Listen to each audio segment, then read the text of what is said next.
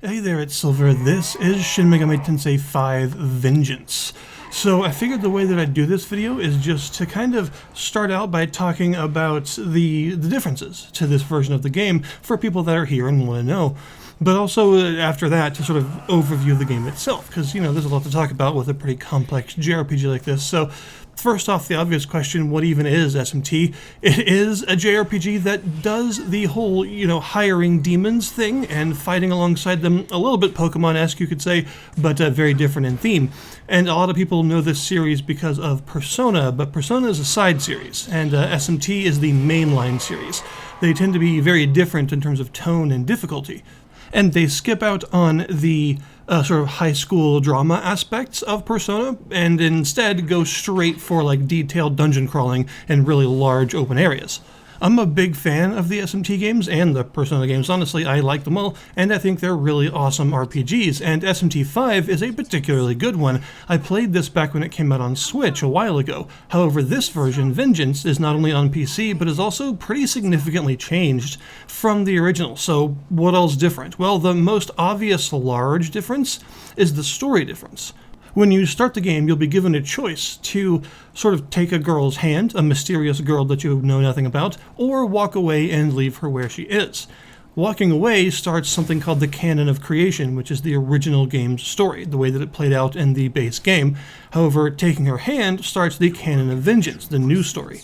And both of the stories hit similar points in the sense that you will be going to basically the same places in the same order, but just about everything else about them is completely different. You will have entirely different characters, and also the characters that are shared between the storylines will have different motivations and different scenes and stuff with them. Also, the main point of the story, what you're actually going after, and the main antagonists are completely different as well. So it is, in fact, a wholly new story, which is pretty cool. I think that the Vengeance story is actually the more difficult of the two, simply because there are more boss fights. There are a lot more boss fights, in fact, in the Vengeance story than in the traditional Creation story. And also, the new bosses, the Kadishtu as they're called, the sort of main antagonists of the Vengeance storyline, are quite challenging, and you'll have to fight them several times, sometimes combined with each other in group boss fights. And they do get really challenging and often have some kind of specific gimmicks that you've got to learn to counteract if you want to have any chance of success.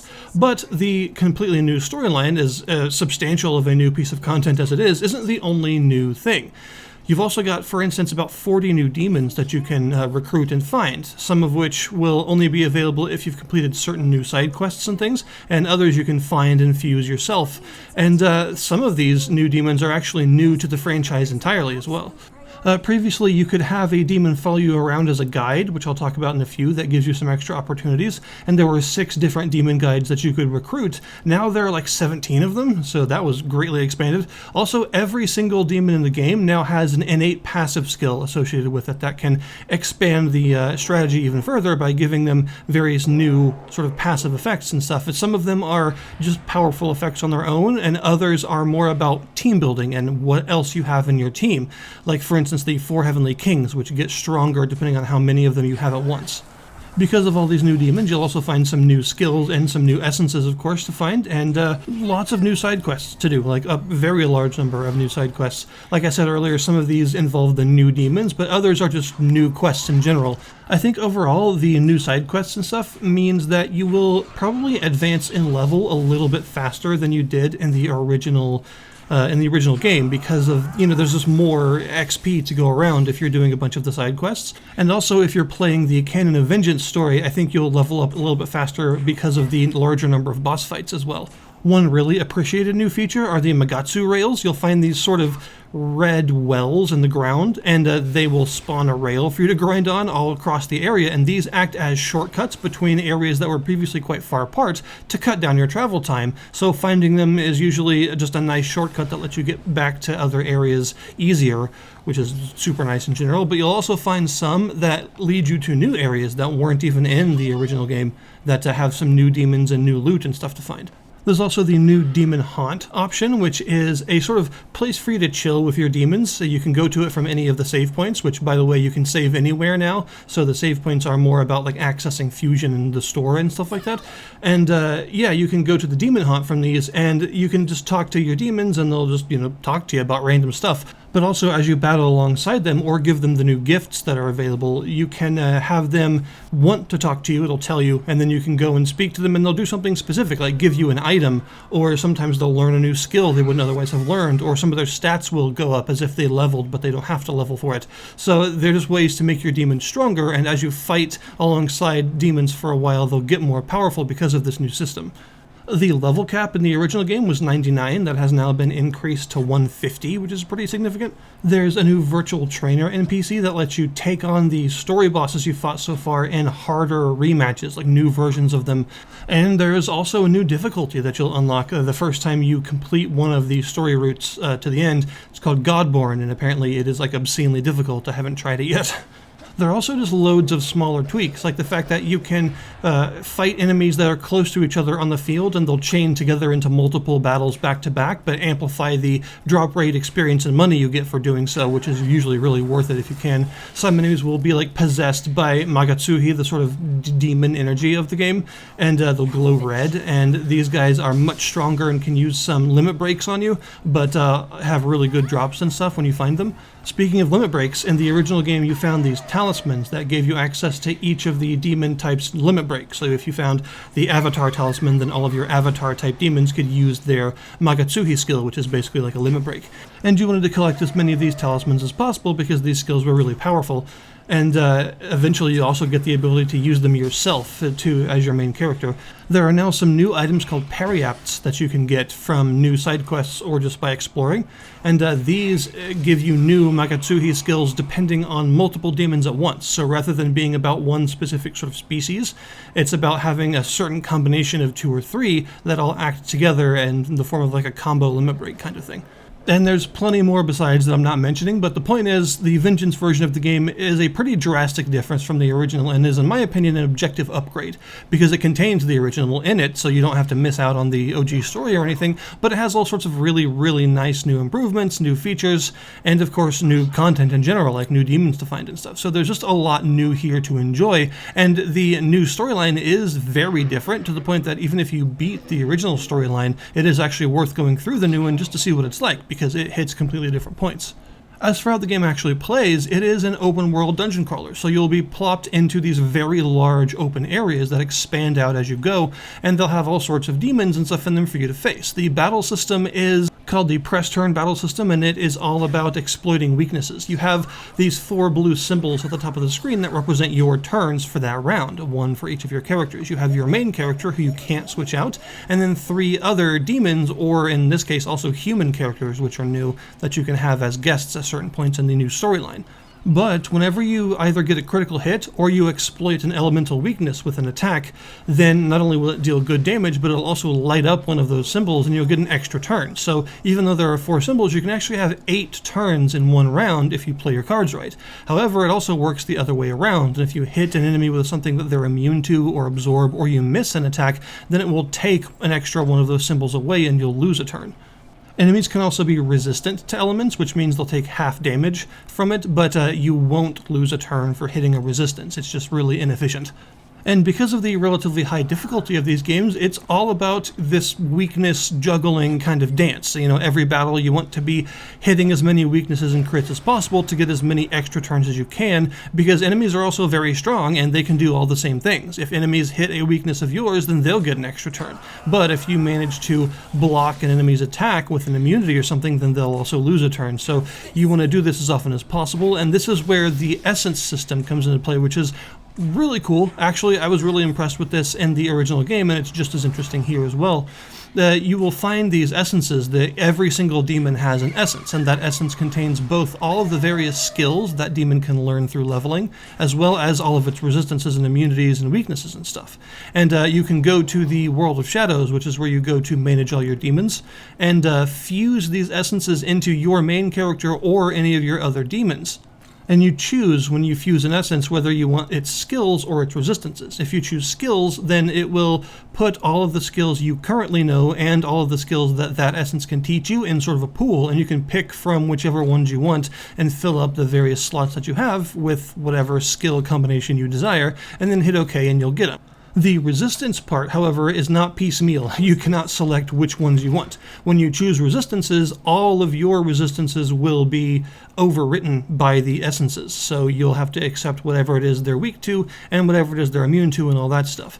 And you're encouraged to do this very often, both of them, because you'll be facing some really hard bosses and elite enemies and stuff, and you may need to be hitting some really specific elemental weaknesses, and if you don't have any attacks that can do that, then you're probably going to have a really hard time with the battle, so you'll want to fuse yourself with an essence that will give you the skills you need. And the same goes the other way around. If your enemy is hitting you with a ton of lightning stuff and you're weak to lightning, then they're just going to keep getting extra turns and the battle is going to be next to impossible. But if you find an essence that is, say, immune to lightning and fuse yourself to that, then suddenly you keep interrupting the enemy's turns and it'll be a lot easier. The demon recruitment system is just as esoteric as ever. You have to talk to demons in order to recruit them, and it's pretty difficult sometimes to figure out what they want. It feels almost random, but it's not quite, and you just have to kind of feel out their personalities and try to react in a way that you think they would appreciate. Eventually, if you make them happy, then they'll start requesting stuff from you, like money or consumables. And if you give them what they want, then usually they'll join your team, and there you go, you have a new demon. Although sometimes they'll do things like take everything you gave them and just run away, although this is not actually as much of a loss as it seems like, because if you're able to find that type of demon again and talk to them directly afterwards, they'll remember you and usually join you without question. And of course you'll be wanting to return to the world of shadows to fuse your demons together to make new, more powerful ones. You are limited to the level that your main character is in order to fuse. So if you're level 30, then you can't make any demons above level 30 as their base level. Although occasionally you will get a fusion accident, which the screen will turn red during the fusion animation, so you'll know that it's about to happen. And this can cause all sorts of things to happen, including sometimes you'll get a new demon that is actually too high of a level for you to normally get yourself. So you can get something significantly more powerful than you would expect. Fusion accidents are quite rare though, although if you fuse during the new moon or the full moon, especially the full moon, it's slightly more likely to happen. And it's all about building a team of various demons that you can swap out. You can swap them out in battle whenever you want as your main character, and the demons themselves can also swap their position out. It's just that if you do it as your main character, you can choose any of the positions to swap that you want. So you are encouraged to not only have a team of 3 good demons, but also several in stock that you can switch out if there are specific weaknesses you need to hit or specific resistances you need to meet and things like that. Exploration is really good in this game because the areas are not only very large and full of stuff to find, but they also just have a lot of kind of complex routes to take and stuff. They have a lot of verticality. They look pretty cool, although that's very subjective. I think the look of the netherworld in this game is kind of neat. But you'll find everything from groups of specific demons that you may want to encounter so you can recruit one of them, to treasure chests along the place that can give you all sorts of consumables and new essences and things. And of course, lots of side quests to do, which you definitely want to do because the rewards tend to be really, really good for side quests in this game. They give you lots of money and experience, as well as some really unique items that you can often only get from those quests, like the talismans and periapts and things. The new Magatsu rails are a really welcome feature. Opening up new areas and reconnecting older areas in more friendly ways is really nice. You'll often find them hidden, and you'll need a demon guide to actually uncover them. So it's worth having a guide with you just to uncover new shortcuts and stuff. And there are, of course, plenty of other new things to find and old things to find just by exploring, like really tough boss demon encounters that are in the world. They're like optional bosses that unlock new special fusions and stuff, which involve fusing specific demons together to get unique results that you can't otherwise get. And of course, in between all this exploration and dungeon delving and stuff, you will be going back to the real world occasionally, or well, I say real world, depending on how you interpret the story, that's not quite true. But the other world, Tokyo, modern day Tokyo, that's not all destroyed. And you'll have various story scenes to do and lots of boss fights and stuff to face. And also in the new Vengeance route, there's an entirely new dungeon that's exclusive to it, which is pretty cool. There's also this really satisfying sense of power progression in this game. This is something that, in my opinion, the SMT games have always done really well, but this one in particular does even better. It just makes you feel like you're getting stronger. You start out feeling relatively weak, And you are, of course, limited to your main character always being in battle. And if your main character ever falls, then you lose. It doesn't matter how many other demons you have that are still alive. If your main character hits 0 HP, then game over, you're done. But as you go through the game and infuse more demons and get more essences for higher power skills and unlock new miracles, you start to feel really powerful. But it never feels like you don't have to worry about the enemy, right? Like, they also get more powerful, and the combat is always quite difficult, but you do start to feel like you're really strong, and it's a really satisfying feeling to have this team of really powerful, like, ancient mythological legends and stuff following you around. Miracles, something I should probably mention, there are these things called abscesses, which are a gross name for these big sort of orange eyeballs. And when they see you, they will spawn large waves of demons to ward you off. But if you're able to get past them and smack the abscess, then you'll start a battle with a more difficult sort of elite enemy demon that is usually a higher level than everything else in the area and is often a new type that you probably haven't seen before. And sometimes there are even multiple of them, so it'll be a relatively tough fight. But if you're able to beat them, then the abscess will dissolve. Doing this will unlock new miracles for you to purchase at the World of Shadows. You will find a couple of different sorts of collectibles that give you this resource called glory. There are these cute little red dudes called Mimon that are hidden all around the place. Always look around for these guys. Look behind stuff. If you ever come across something that looks like it has a behind, look there, because they're often there. And every time you find one of these, it'll give you a small amount of glory. And as you go through the game, the amount that they're worth increases.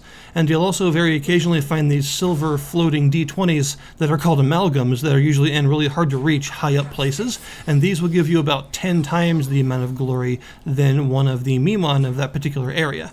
You can then go back to the World of Shadows whenever you want and go to the Apotheosis menu and spend this glory on the miracles that you've unlocked. And there are 4 different categories of miracles, and there are lots and lots of them to improve. Everything from making it to where whenever you recruit a demon, they automatically gain 1 level right there on the spot, to increasing the number of active skill slots that your main character or your demons have, allowing you to hold more demons at once in your stock, making it to where when you fuse demons, the fused demons that go into it actually contribute their stats to the fused results, so it actually has a better stat line than it would naturally.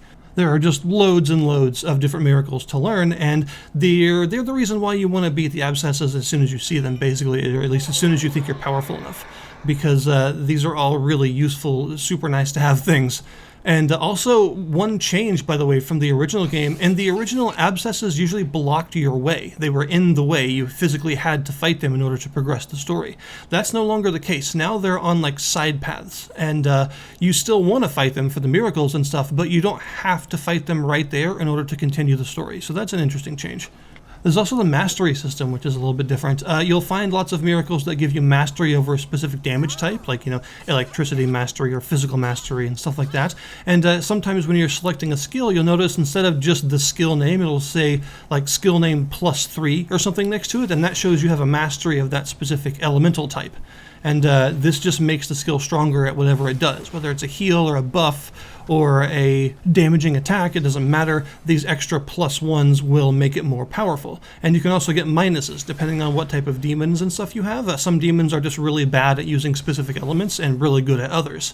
So that kind of determines what sorts of essences you might want to fuse them with, because you wouldn't want to give a demon that's super good at ice a whole bunch of fire magic, because it probably sucks with fire magic. And you can also find lots of, as well as these miracles to increase yours, you can find lots of consumables that help too. So you can find balms that will increase your stats, as well as being able to level up your own stats. Whenever you level, you can increase 1 point at a time. You can find balms that will increase that stat on use. And you can also find incense that will increase those stats for demons. So you can actually empower your demon stats by using incense. And you can find these things called sutras, which will increase the masteries of your demons. So if you want your demon to be really good at wind magic, then you can have a bunch of wind sutras and then up their wind magic capabilities. So you have quite a lot of granular control over what your demons are good at and how they grow. So overall, Shin Megami Tensei V was already an absolutely fantastic RPG that deserved the sales that it got and probably more. It's just a really, really good dungeon crawler, but this Vengeance version is even better. It is beautifully up to date with its new sort of facelift. You know, it looks really good on PC. It has a much better draw distance and resolution than on the Switch, so it just looks a lot better in general, and the effects are nicer as well. And I'm just happy to see that it's on PC at all, and it's even better that it's this Vengeance version which has so much extra content. So this is probably one of the best JRPGs of the year that it was released, and it might still be for this year too. So far it definitely is. And if you're a fan of JRPGs or dungeon crawlers, then you really owe it to yourself to play this game, because the mainland SMT games are just really, really good, complex, deep RPGs that have a lot to accomplish and a lot of stuff to do that'll keep you busy for a very long time and are really challenging oftentimes. And the fact that this one has this extra storyline with entirely new boss fights and stuff means that you have an additional bit of challenge that you can do if you want. And that's just really cool. So I'll put the link in the description below this video to the Steam store page for SMT V Vengeance. Thank you guys very much for watching, and I'll see you next time.